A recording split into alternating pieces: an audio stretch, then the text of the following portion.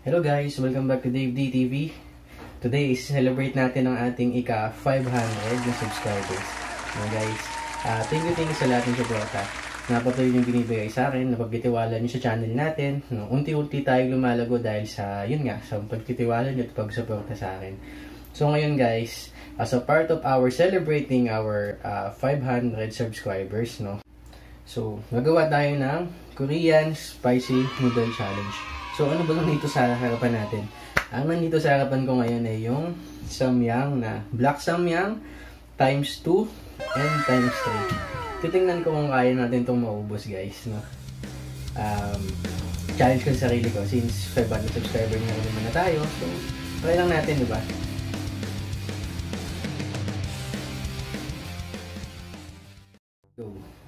So, ito yung ating black samyang.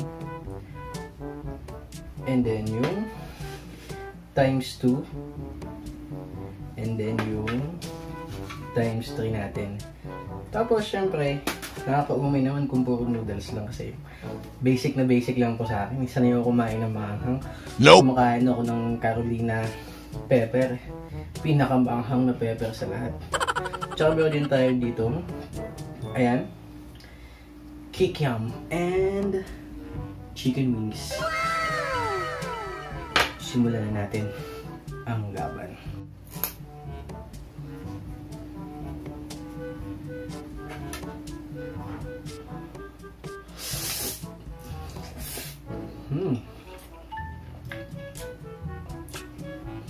Sisiw itong times 1 na samyang.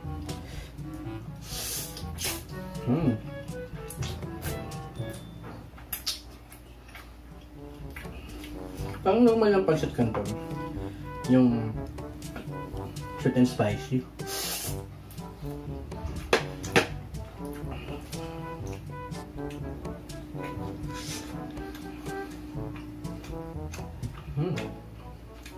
Sarap. Nag-complement yung tamis alat ng kikiam sa samyang natin.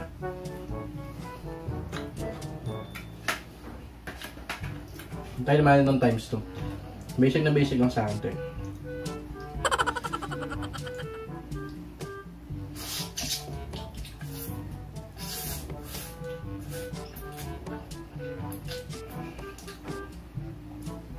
Wala lang.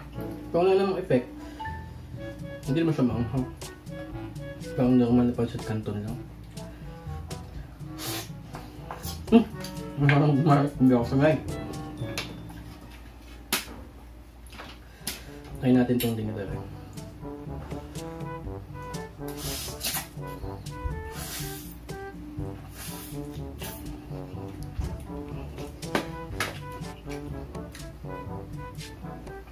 A few moments later.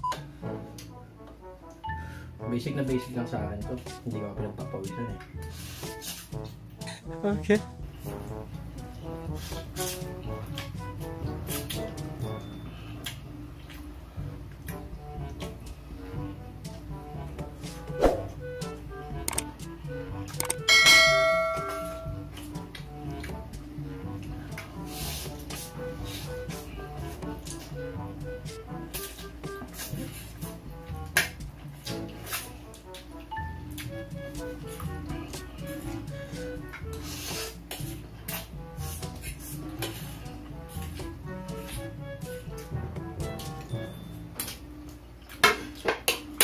One down.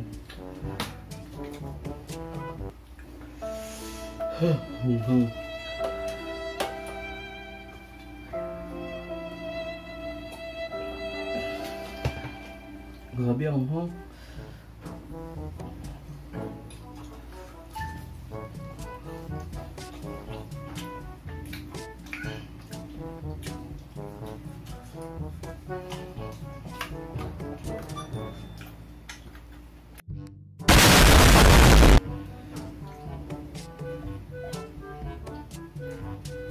ito yung gatas.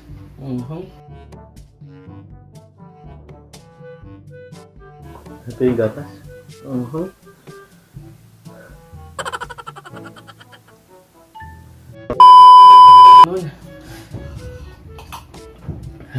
Times 1 pa lang yung guys, mga napasubo talaga ako dito. Sabi ko, kayang-kaya. Hanghang.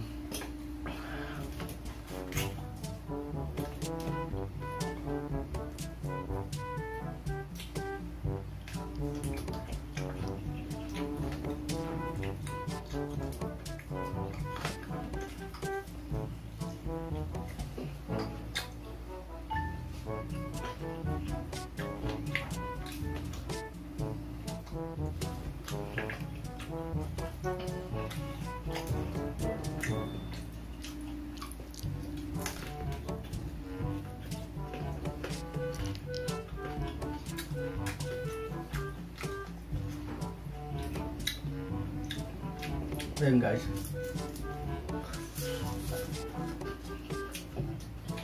Actually, pagkaubos ko nung isang plate nung black samyang, ayun times 1. Doon ko lang naramdaman yung anghang. Kaya may mukha ko. Pawis na ako.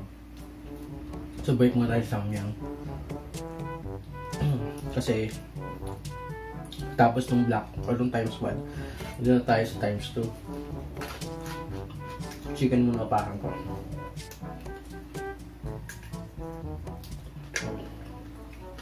So,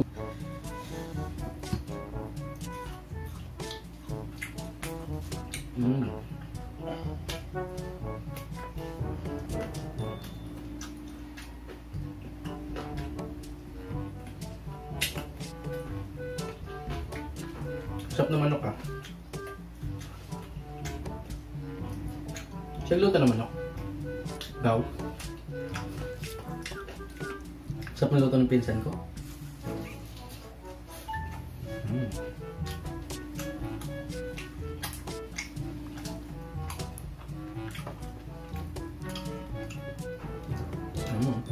Napaka-crunchy. Look at that, man.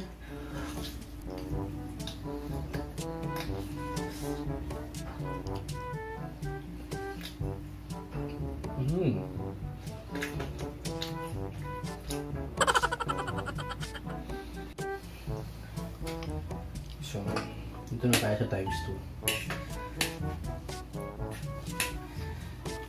Basic na basic lang sa akin to. Yun naman, hindi man lang ako pinagpapawisan. Wala bang ibang challenge dyan? Minimerienda ako kasi sili. Pag wala akong makain sa amin, basic na basic lang yung mga ganitong challenge sa akin, guys. Kaya, kung may gusto kayong food taste, food review, PM nyo lang ako, guys. Mag-comment lang kayo dito sa channel ko, Dave D TV. And then, simulan na natin to. Basic na basic lang din to sa akin eh.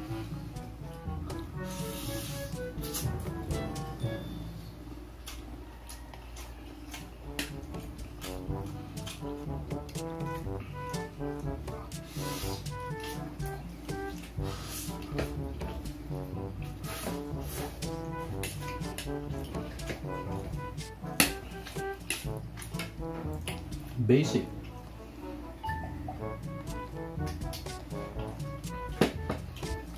Capital B-Y-S. Basic. Oh my God! Wow! Basic lang, guys.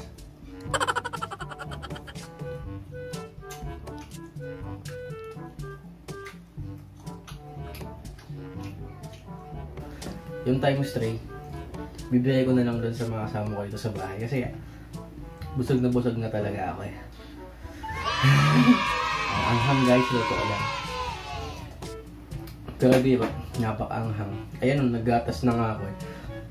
Naggatas na ako kasi anghang niya, times 2 pa lang. Eh medyo busog na rin kasi ako. Since natikman ko na rin naman yung times 3. Ibibigay ko na lang sa kanya. Kasi wala eh, wala namang grill talaga sa akin to. Hindi mo nga pinagpapawisan eh. Puging-pugi pa din ako. Tingnan mo. Hello lang. Grabe guys, napakaanghang na ito. Tingnan nyo na lang, napapak na lang ako ng chicken at ng kikim kasi napakaanghang niya talaga guys. Yung black samyang, parang 5 sili. Yung times 2, siguro mga dalawang pong sili. At yung times 3, siguro mga tatlong pong sili. Grabe, napakaanghang niya guys. Hindi ko na kinaya kasi busog na rin ako. Kitang-kita nyo naman, alos tumulo na yung sipon ko. Literal na tumulo na talaga sa sobrang anghang. Hindi ko na namalayan. Kaya pala medyo maalat-alat na yung kinakain ko. Pero anyway, nag-enjoy naman ako sa pagkain ko nito ng samyang.